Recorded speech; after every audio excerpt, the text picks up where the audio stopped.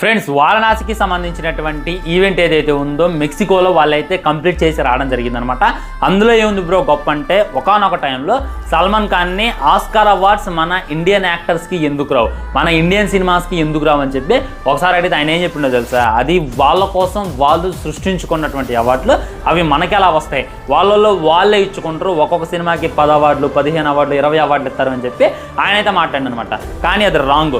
Oscar అనేటటువంటిది టాలెంట్కి ఇస్తారు అని చెప్పి రాజమౌళి గారు ప్రూవ్ చేసి త్రిబుల్ మూవీ ఒక్క సాంగ్తో ఆస్కార్ తీసుకొచ్చింది అనమాట. అదేవిధంగా మెక్సికోలో మన సినిమాకి సంబంధించినటువంటి ఈవెంట్లో హైలైట్ ఏంటంటే అక్కడ మన ఇండియన్ సినిమాని డాకర్ ఫస్ట్ బాలీవుడ్ సినిమాలకి దిక్కు లేదనమాట. Only pan world like global వైడ్గా అవతార్ సినిమా అయినా అండ్ అవెంజర్ సినిమా అయినా మార్వెల్ నుండి DC నుండి ఏ విధమైనటువంటి సినిమాలు వచ్చినా కానీ దాంట్లో ఒక బిగ్ ఈవెంట్ లాంటిది కండక్ట్ చేసుకొని అక్కడ ఉన్నటువంటి డైరెక్టర్ని మూవీ టీమ్ని ఇంటర్వ్యూ తీసుకొని సినిమా గ్లోబల్ వైడ్గా రికగ్నైజేషన్ రావాలి అని చెప్పి వాళ్ళైతే రిలీజ్ చేస్తారు. కానీ ఫర్ ది ఫస్ట్ టైం మన ఇండియన్ సినిమా, మన తెలుగు సినిమా అక్కడైతే గుర్తింపు పొందింది. గుర్తింపు పొందడమే కాదు, బీభత్సమైనటువంటి పబ్లిసిటీ కూడా సంపాదించుకుంది. సో వాళ్ళు అడిగారంట మాకు కొన్ని పార్ట్ చూపించండి అని, కానీ మన రాజమౌళి గారు అయితే చూపించలేదంట. మీరు కూడా ఆడియన్స్తో పాటు చూడాలి అని చెప్పి గట్టిగా నొక్కి చెప్పిండంట. దాని గురించి వివరిస్తూ డీటెయిల్ ఒక వీడియో చేశా. మెక్సికోలో ఇది సృష్టించినటువంటి విధ్వంసం కూడా వేరే లెవెల్ అనమాట.